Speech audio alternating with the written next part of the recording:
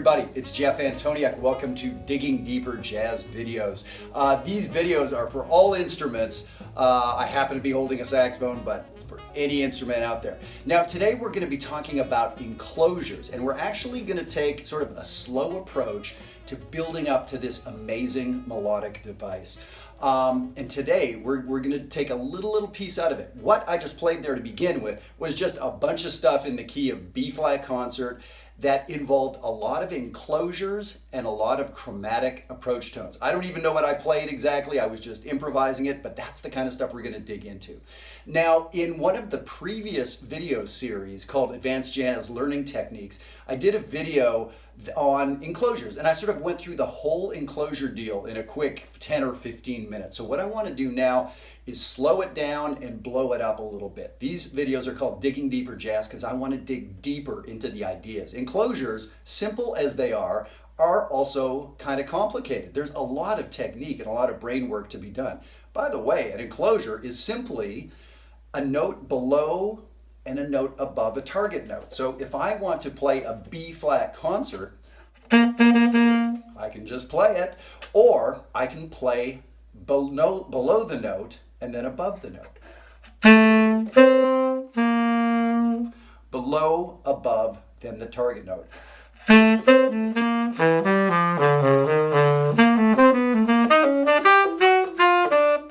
So all that chromatic bebop sound and stuff, enclosures. So here's where I want to start today. We're going to start simply, and I want to start with a half note approach to a major triad. That simple. So here's the triad I'm going to be using. 1, 3, 5. Let me put it up on the screen for you really quickly. So it's just a C triad, right? And what we're going to do is approach each of those notes half step from below. So item number 2.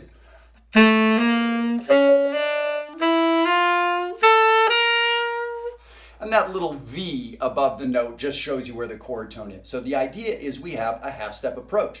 I like to think of it as a tension and a release, especially if we had a C7 chord or a C major chord playing behind us. That first note would sound like a tension, the half step below, then we resolve it, right? So that's the main thing I want you guys to work on this week or the next 2 weeks or the next month, is that ability to do that on various chords. And I'm just talking about major triads, right? There's only 12 of them. So when I say various chords, I mean 12 triads.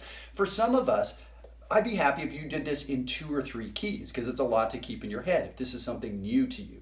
For pros out there, I promise you this is going to be challenging for you to do in all 12 keys with velocity, with accuracy. All right? So let me give you an example of where we hear this. This has probably sounded like, man, why did I click on this video? This is like some simple stuff. I don't think so. Lee Morgan, great trumpet player, on the John Coltrane album, Blue Train. I'm going to put it in the show notes. The opening of his second chorus on the song Locomotion, Lee Morgan plays this astounding lick, and I think I can play it.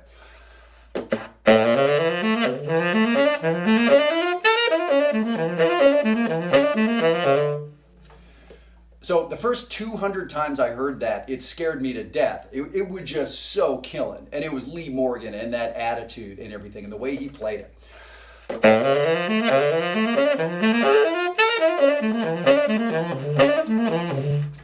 He played it better than me. And I was scared to even figure out what it was. It was just so wow, right? And so years later, I figured out what it was. It is what's on this sheet, a chromatic approach, literally, to a C triad. He approached a C, an E flat, a G, and then the C at the top.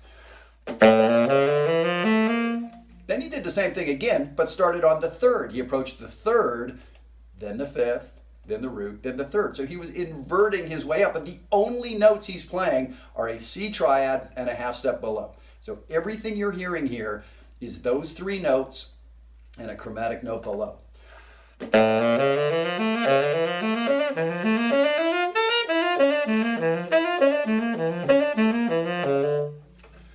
That's an amazing amount of music. Now, if you've listened to any Mozart, you've probably heard some cadenzas. that have that sort of flavor in there too. So yeah, by the way, neither Coltrane nor Lee Morgan invented the chromatic approach to a triad. That's been around for a long, long time. Classical music, right? For sure. This is an ancient, ancient thing. And there's millions of songs that use this chromatic approach.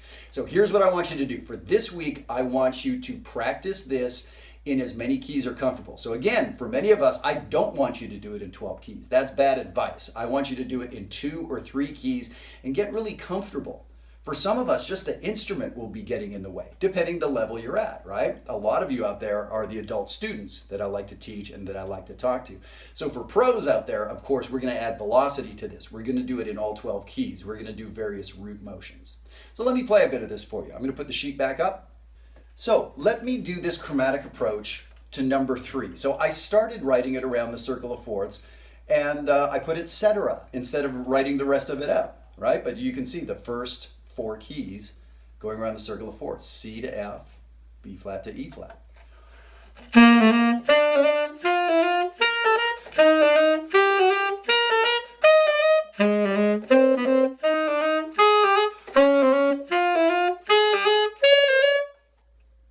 So you would just keep going from there, right? Go around the circle of fourths, or if that's kicking your butt, stay in those keys. Now here's the thing. I always want it to be a half step below the major triad, even when there are quote unquote wrong notes. So for instance, if you see a C7 there and I write C, B natural, C, B natural is not the right note. That's good. We don't want the right note. We don't want consonants all the time. We don't want every food to taste the same. We don't want every movie to be exactly the same arc, right? We want tension and release. So that half step, that B natural on a C7 chord, or that D sharp on a C major triad, or that F sharp on a C major 7, that wrong note, quote unquote, is the note we want. So that's one of the big things about enclosures. So as you can see, we're starting off slowly. So your assignment this week is half an enclosure, just that chromatic approach, not the full thing. We're gonna get there, but I want you to work on this and get it where you can get it. So let me do example number 4. I'll put the sheet back up.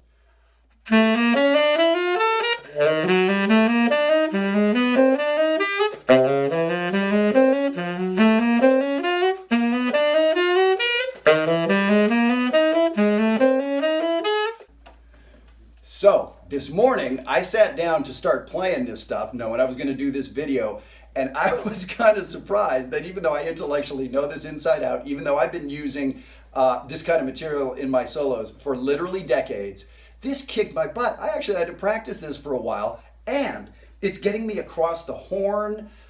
So there's angularity issues of, where I'm jumping down. There's airstream things. I've got a little leak in the bottom of my horn, so when I jump down to the low note, it's not there. Yeah, no excuse. I should have better air support for it.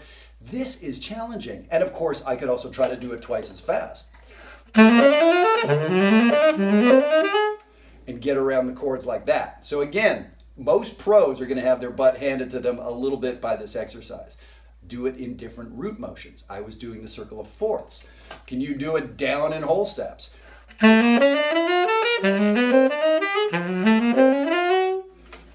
I'd freak out if I had to go any further than that. So I'm going to be practicing this week, as I do with most of this stuff that I'm showing you guys. So it's kind of that simple of what we need to do here.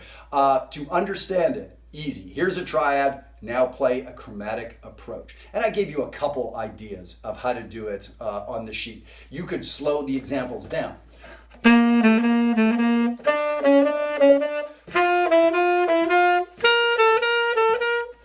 So I made the lick a little longer. I made the exercise a little longer so I'd have time to think about where I'm going next, right? I did the chromatic approach to the C a couple times. Whatever, it doesn't really matter, right? It's this idea of understanding this half-step approach is a thing. This is a big deal, and it's going to be a big element of what we develop. There's going to be 3 more videos coming up. I'm not going to do them all in a row because I want to give you some practice time on this, but there will be a total of 4 videos sort of building up to the full enclosure idea. So that's where we're going from here. So I think I'm just going to leave it there. We're going to make this one short and sweet, but that's the challenge. That's the work that I want you to do this week is half-step approaches. And I want you to listen to that Lee Morgan solo. And now that you know sort of the secret behind what he's doing, it's still astounding when we hear him do it, but you're going to start hearing this sound everywhere. Lee Morgan did this big long chain of, God, I haven't even counted, 17, 18 chromatic approaches in a row.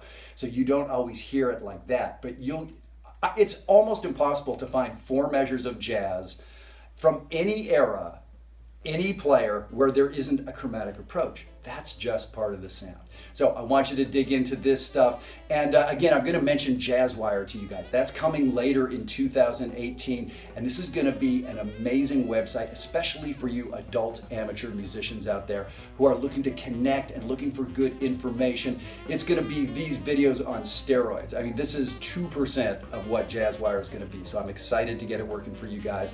And if you look down in the show notes, there's a little place where you can click to put your name on the list, and when everything's up and running, we'll let you know about it.